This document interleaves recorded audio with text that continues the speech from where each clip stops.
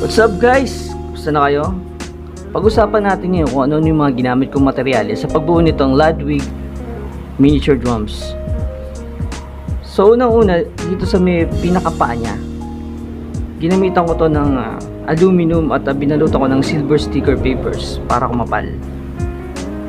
Dito naman cymbals, ginamitan ko yan ng aluminum.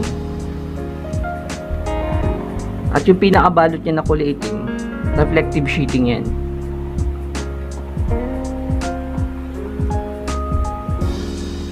Yung heads naman, puro print yan.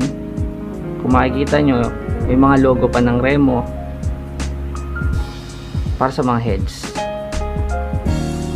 At yung kanyang upuan, ginamitan ko to ng PVC board, tapos binalutan ko ng Bristol board, tapos sa paa niya, aluminum ulit. Tapos yung pinaka-pedal niya,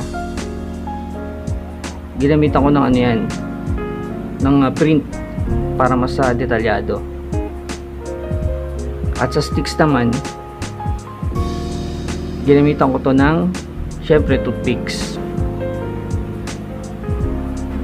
Ang tanong, ano nga ba ang tunog nito? Sige, pakinggan natin.